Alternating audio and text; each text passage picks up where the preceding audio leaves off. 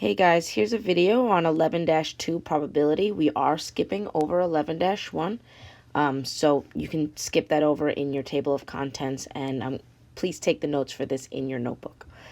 The aim for today is to find the probability of an event using theoretical or experimental methods. So we're going to be exploring probability and all the different ways of calculating it throughout this chapter, and we're going to specifically look at basic probability in experimental and theoretical ways. So I want you to think about a coin to get us started. Everybody knows how to do this. What's the probability of getting tails? Most of us know that it's either 1/2, which can be converted to 50%. But the question is, how do we do this mathematically? How does this get calculated for more complicated examples? Well, if we're trying to find the probability of an event, right, the way we calculate it is by finding the total number of possible outcomes and the number of times your specific event can occur and putting that as a fraction. So for example, we have a coin, right? The total number of possible outcomes when flipping a coin is 2, right? We either have heads or we have tails. Now, the number of times it can occur, we're talking specifically about our event. So in this case, our event here is getting tails. So there is one possibility of getting tails when we flip the coin. So when I write that as a fraction, I get the one possibility of getting tails over the 2 possible total outcomes. So when we look at more complicated examples, we're going to be following a very similar pattern with just slight tweaks to them.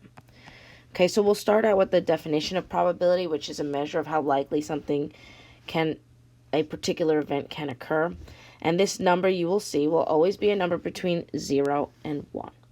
0 being an impossible event, okay, like Miss Keys won't give us a delta math. That's an impossible event. The probability of that is 0 versus a certain event. Miss Keys will assign us a delta math. There's a 100% chance of that happening, okay? Everything in between 0 and 1 represents all the different probabilities. You will never see a number above 1 or below 0, okay? Now, again, these can be represented as percentages. So 0% can be, represented as 0%, but 1 would correspond to 100%. So we're going to be expressing them in both ways. A probability can be expressed as a fraction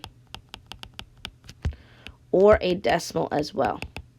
So you will see those interchangeably. Majority of them will be as a fraction, but every once in a while you'll see them as a decimal. And it's from the decimal that will allow us to get the percentages. Okay, so there are 2 types of probability we're going to be exploring in 11-2. There's the experimental probability, which is probability based off of information that you have gathered, something that you have observed.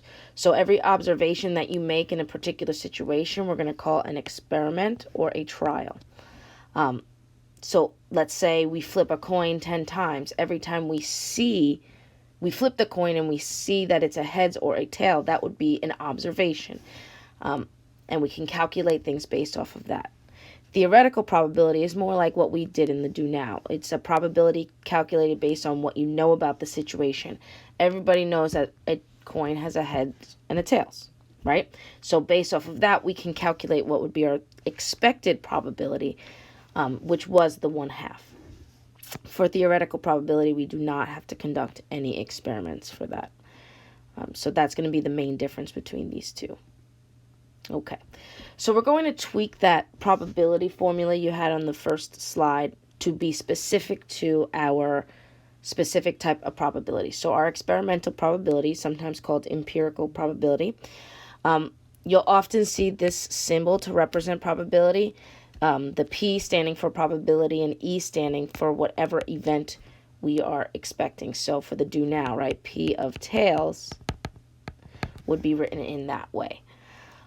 So this probability can be calculated by the number of times the event actually occurs, right? All of our observations,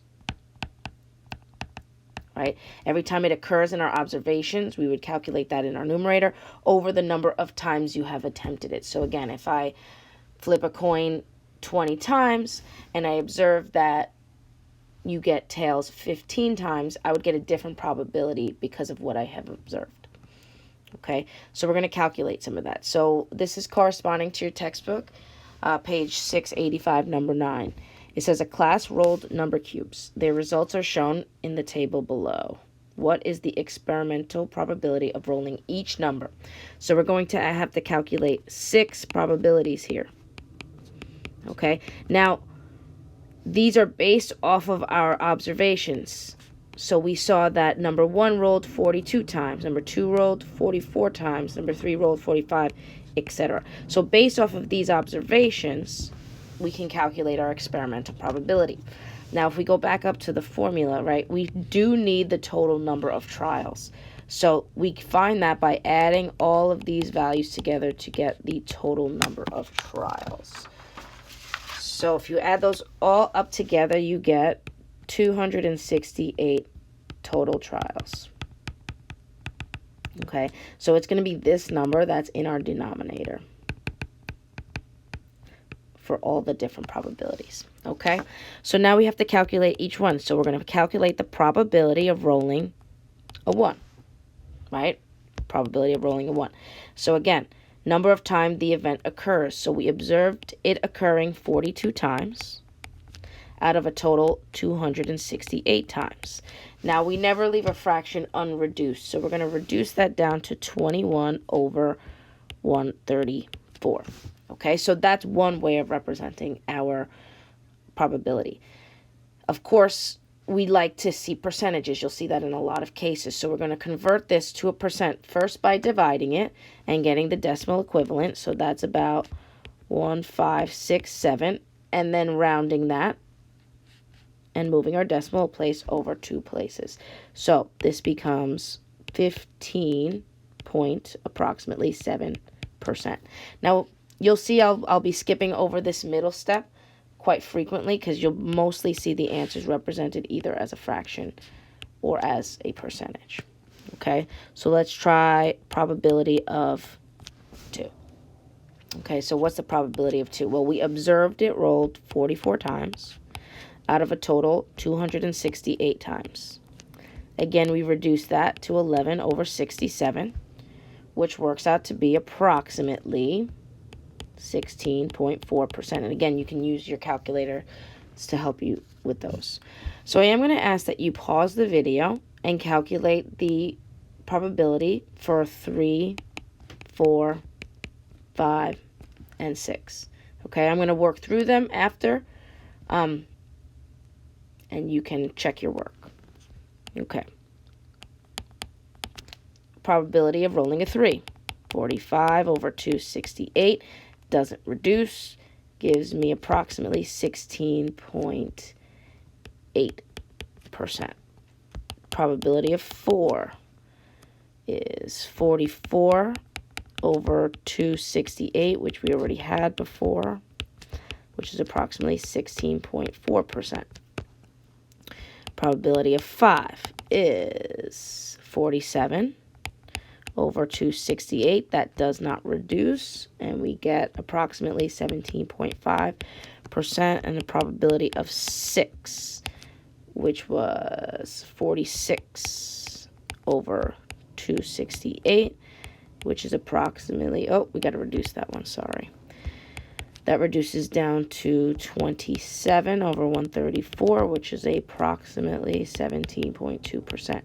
Now, if we think about what we know about a dice, right, when we roll it, we know that if it's a fair die, we have an equal chance of getting any of these numbers. Okay, you'll notice that the experimental probabilities of these are not going to be perfectly equal. Okay, and that's because it's based off of our observations as opposed to what we know about the dice. Okay. All right, so moving on to theoretical probability. So again, we have that same symbol, probability of event E is equal to the number of favorable outcomes over the number of possible outcomes. So again, everything's in a theoretical situation. So what are the total possible outcomes? What is the possible number of favorable outcomes that we're going to get? So to explain this, we have a diagram. This is in your textbook, and they have some vocabulary there. So a sample space is the set of all possible outcomes. Okay, so whatever your sample space is, that's what's going into your denominator. Okay, within this sample space, right, we have a particular event, which is event A, right? That's the total number of times that event A can occur. That's what's going to go into your numerator, okay? Now, again, this is assuming that each outcome is equally likely to occur, okay, meaning that they have the same chance of occurring. So, for instance, again, with the flipping of the coin, we're talking about a fair coin, that there's an equal chance of each thing being flipped, okay? So let's calculate some of this. We have a jar that contains 30 red marbles, 50 blue marbles, and 20 white marbles. You pick one marble from the jar at random. Find each theoretical probability. Okay, so we want the probability of picking a red marble. Well, if we go back up to the formula, right, we need first, for our denominator, the total number of possible outcomes. So what are the total number of possible outcomes here? Well, if we add all the total marbles, we get that there are a total of 100 marbles to choose from, right? So that's going to be the denominator of all these probabilities, because that's our sample space. That's the total number of possible outcomes. Now, for each one of these, the numerator is going to be slightly different. So the probability of pulling a red marble is, well, there's 30 favorable outcomes because there are 30 red marbles over the total 100. This reduces down to 3 over 10, which is, actually, that's an exact one. That's 30%. Okay. What's the probability of picking a blue marble? Well, we're going to calculate the same, right? There are 50 blue marbles over a total of 100. We know that reduces down to 1/2, or 50%. So I'm going to ask that you pause the video here and give the last two an attempt, and then I will complete them after. Okay, so the probability of pulling out a marble that is not white. Okay, so again, our sample space here is 100. And now we're looking for all the favorable outcomes that are not white. Well, what's not white? Well, a red marble is not white, and a blue marble is not white. So if we have a total of 30 plus the 50 blue marbles, that's a total of 80 marbles that are not white. Okay, so if we're looking for the probability of pulling a marble that is not white, we would get 4 over 5, or 80%.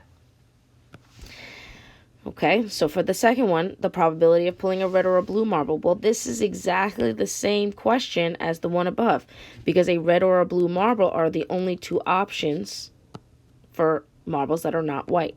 So it's going to be, again, be 30 plus 50 over 100, which is 4 over 5, or 80%.